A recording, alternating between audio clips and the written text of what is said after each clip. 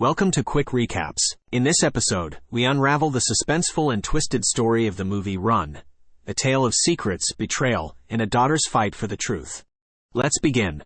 Our story starts with a woman named Diane Sherman. She has just given birth, prematurely, to a little girl. Diane has gone to visit with her, while she lays in an incubator with hospital staff all around her.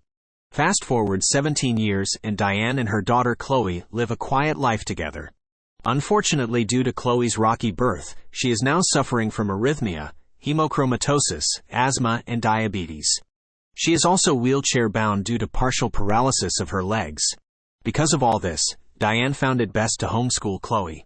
One morning, after Diane had brought home the groceries, Chloe went searching for some chocolate. What she found, though, was a prescription bottle filled with green pills. Looking at the label, she finds the pills are called Trajoxin, and they're prescribed to her mother. However, later on she comes across the same bottle of pills, only now a new sticker has been put on the bottle stating they've been prescribed to her. She's desperate to find out what these pills are. She tries doing a quick web search for Trajoxin, but discovers the house has no internet. As Chloe leaves the living room, we see Diane sitting in the dark next to an unplugged router. It's the next day now, and Chloe is determined to find out what these pills are, so she heads to her mom's room and uses the phone in there.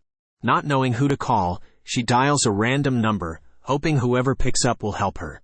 To her luck, a guy answers the phone and is actually helpful.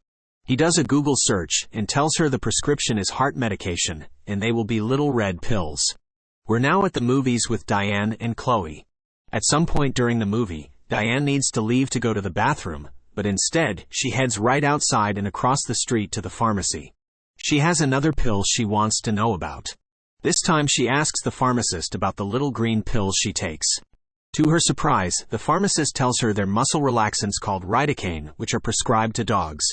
Now in partial shock, Diane asks what would happen to a person if they took them. The pharmacist answers saying the person's legs would become paralyzed. This causes a huge panic attack. Chloe starts hyperventilating, realizing her own mother is poisoning her. She's the reason Chloe can't walk.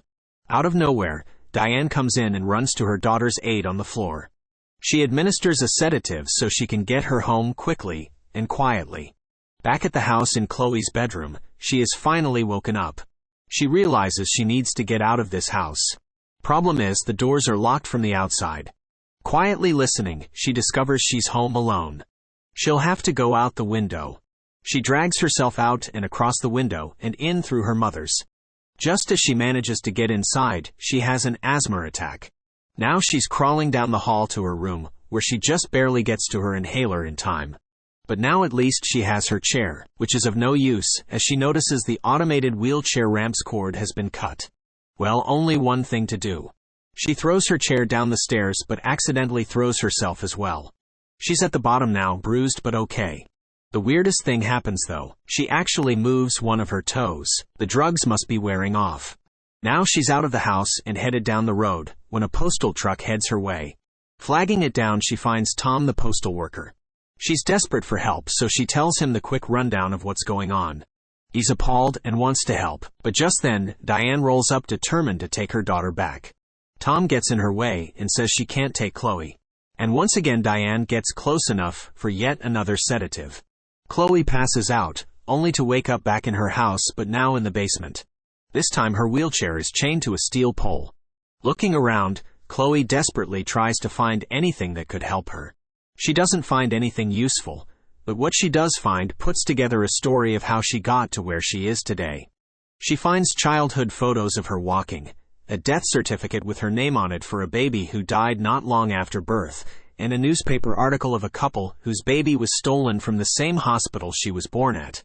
The basement door opens and in comes Diane.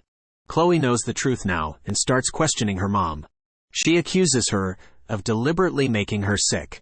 Diane responds with calm words, trying to convince Chloe that she saved her, and she only ever wanted to help her, while she fills a new syringe with paint thinner. In terror, Chloe crawls away and gets herself into a closet, locking the door. With almost no options, Chloe then downs a whole bottle of organophosphate, knowing Diane will have no choice but to take her to the hospital. Now at the hospital, Chloe has just woken up. She's barely able to move and has been intubated, but she's alive. Outside her room, Diane is arguing with the doctor, desperate to have her daughter discharged. The doctor refuses though. Chloe can't be discharged until she has had a mental evaluation done. A nurse comes into Chloe's room to check on her, and just as Chloe attempts to get help from the nurse, a code blue is called, and the nurse rushes out. This is a perfect opportunity for Diane, who then straps Chloe to a wheelchair and heads out, with a gun in hand. They haven't made it very far when the nurse comes back to an empty bed and alerts security. With the drugs now wearing off even more, Chloe shoves her foot under the wheel of her chair as a security guard comes running. Diane aims at the guard, but he gets a shot off first, hitting her in the arm and sending her backwards down a flight of stairs. It's now 7 years later, and we're with Chloe at a correctional facility where she is visiting her mom. Diane has been confined to a bed there. Chloe starts talking to Diane, just like any daughter catching up with her mom.